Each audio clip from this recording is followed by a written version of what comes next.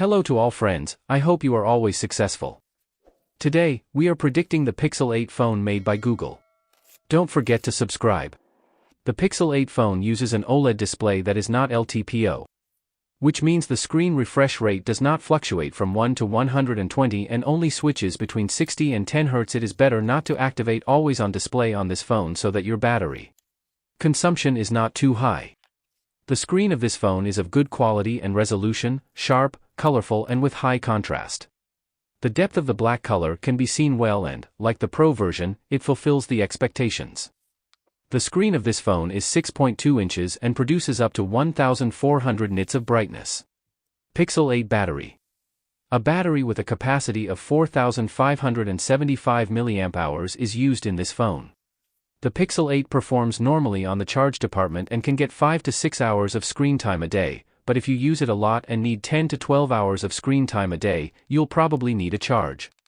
It is 2 more times a day. Almost an hour of playing Call of Duty drops the battery percentage to 16%. As usual for flagships, there is no adapter in the box and you have to buy a 30-watt charger separately. It takes about 1 hour and 35 minutes to fully charge the phone like its older brother. It can be said that this battery is suitable for this size phone. The battery performance of this phone is weaker than the normal iPhone 15, but better than the normal S23. Pixel 8 phone security. An optical fingerprint sensor is placed under the Pixel 8 display, which can be said to be slow and annoying. It also has a two-dimensional facial recognition sensor that has low security and must be very close to the phone to recognize you. Pixelotto camera. In the Pro version, we had 3 lenses, but here we have 2. The telephoto sensor has been removed from this phone. The main sensor is the same 50-megapixel lens that we saw in its older brother, but the point is that there is no news of 50MP photos here. And you can only take 12-megapixel photos with a 50-megapixel sensor. 12-megapixel photos, sharp and with the dynamic range is great. Just like the Pro version, here we see a lot of noise reduction, which comes at the cost of losing the details of the photos. Many of the events that happen in the photos recorded by this phone are in post-production.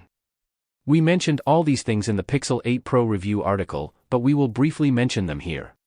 An important feature that we saw in the Pro version is Best Take.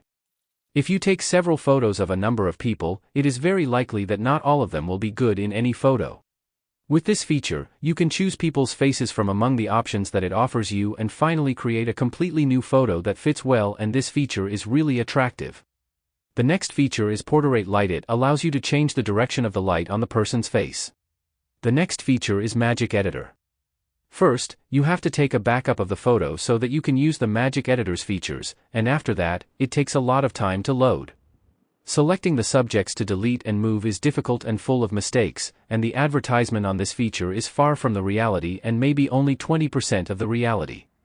Pixel 8 phone speaker.